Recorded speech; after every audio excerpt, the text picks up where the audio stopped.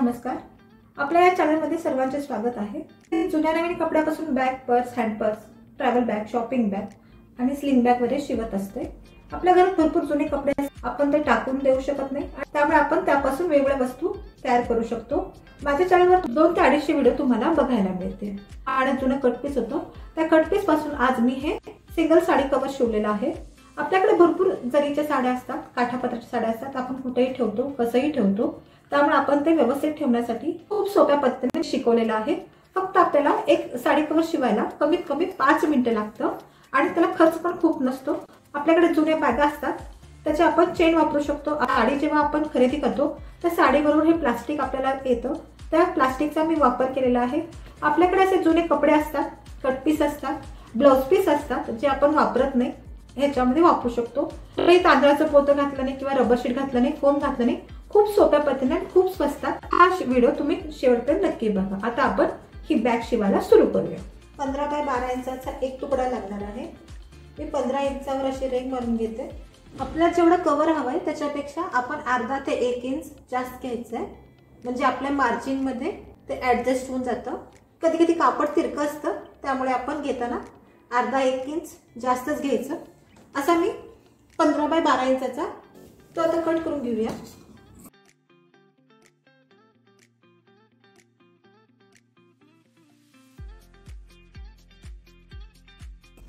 हा असा तुकडा झालेला आहे.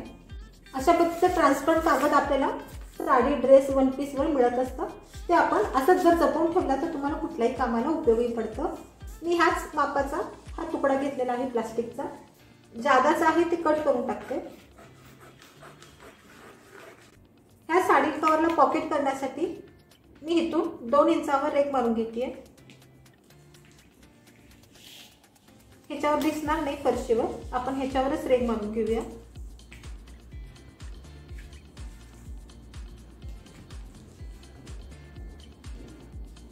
तुम्हाला हवं असेल तर 1.5 इंचावर तुम्ही रेघ मारू शकता किंवा 2.5 इंचावर रेघ मारू शकता. आपण इथं चेन लावणार आहोत, हे कट करून घ्या. आपल्या बेसिक गोष्टी ह्या तयार झालेल्या आहेत. मी हे बाजूला करून घेते. तुम्हाला दिसत असेल आपण हे जे ट्रान्सपरंट कागद घेतलाय त्याच्यावर मी असं ठेवून दोन्ही बाजूला टीप मारून घेते. टीप मारून झाल्यावर त्याच्यावर अशी प्रेस टीप मारून घेते. अशाच पद्धतीने ह्या बाजूला सुद्धा हे दुमडून घेऊन टीप मारून प्रेस टीप मारून घ्या. आता आपण डायरेक्ट मशीनवर चेन कशी लावायची ते बघूया. मी ह्या बाजूला चेन लावून झालेली आहे. आता आपण चेनची ही जी दुसरी बाजू ती आपण ह्याच्यावर ठेवून टीप मारून घेऊया.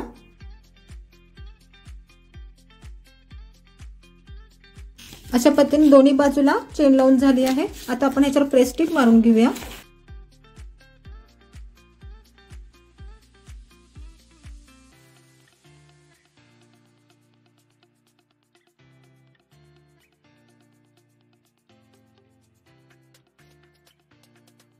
इथं आपली टीप मारून झाली आहे. हे बघा, इथं अजिबात असं ओपन होत नाहीये. मी खूप सोप्या पद्धतीने शिस्तीत शिकवायचा प्रयत्न करते, ज्यामुळे तुम्हाला समजायला सोपे जाईल. अशा पद्धतीने तुम्ही कुठल्याही बॅगेला पॉकेट लावू शकता, चेन लावू शकता.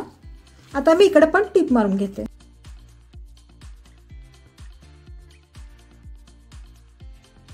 चेन लावून झालेले आहे. आता आपण मेन फॅब्रिकवर हे ठेवून घेऊया.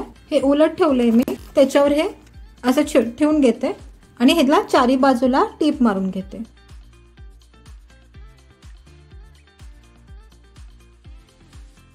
अशा पद्धतीने चारी बाजूला टीप मारून झाली आहे. हे बघा, आपल्या इथे किती सुंदर पॉकेट झालेला आहे आणि आपल्याला पटकन कळतं की ह्यात आपली कुठली साडी ठेवलेली आहे.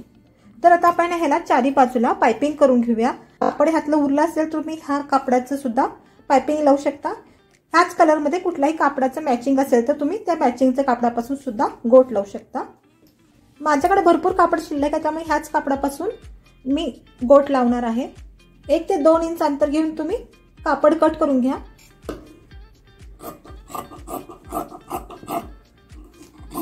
माझ्याकडे अखंड कापड आहे, त्यामुळे अशी पूर्ण पट्टी काढून घेतलेली आहे. आता आपण ह्याला गोट लावूया. आपण जेव्हा गोट लावू तेव्हा हे कापड असं ठेवून ह्याच्यावर अशी टीप मारून घ्यायची आहे.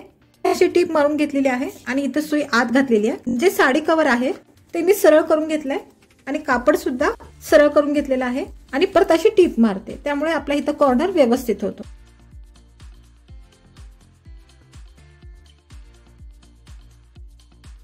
ह्या कोपऱ्यात सुद्धा असंच करायचंय. सुई आपण आत खाली घातलेली आहे, हे सरळ करून घेतलेलं आहे आणि कापड सुद्धा सरळ करून घेतलेलं आहे.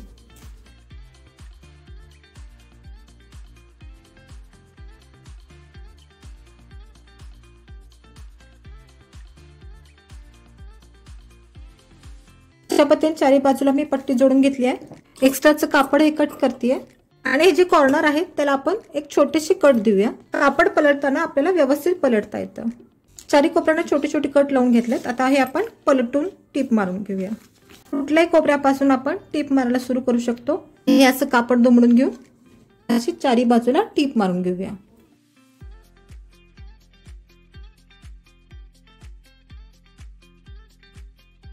हे बघा किती आपलं सुंदर साडी कव्हर तयार झालेलं आहे. आपण ह्यात साडी घालून बघूया. पण असं आपण जर साडी कव्हर शिवलं तर ते व्यवस्थित कपाटात राहतं. तुम्ही हव्या त्या साईजचं साडी कव्हर शिवू शकता. गिफ्ट देण्यासाठी सुद्धा साडी कव्हर खूप सुंदर आहे. अशा पद्धतीने तुम्ही जर गिफ्ट करून दिला की त्यांना खूप आवडेल. आणि आपल्याकडे हे कापड असतंच आणि हे चेन आपले जुने बॅग असतात, त्या जुन्या बॅगेपासून आपण सुद्धा चेन रनर काढून घेऊ शकतो. तुम्हाला जर माझ्या साडी कव्हरचा व्हिडिओ जर आवडला असेल तर माझ्या चॅनलला लाईक करा, शेअर करा आणि सबस्क्राईब करा आणि बेल आयकॉनला क्लिक करा, ज्यामुळे माझे वेगवेगळे व्हिडिओ तुम्हाला पाहायला मिळतील. मी जुन्या साडीपासूनच हे साडी कव्हर शिवलं आहे. ह्याच्यामध्ये 8 ते 10 साड्या बसतात. त्याची लिंक मी डिस्क्रिप्शन बॉक्स मध्ये देते, ते पण जाऊन बघा. प्रवासात जाताना जर तुम्हाला एक सिंगल साडी न्यायची असेल तर तुम्ही असं नेऊ शकता, किंवा जर असं न्यायचं असेल तर तुम्ही अशा पद्धतीने सुद्धा साडी घालून नेऊ शकता.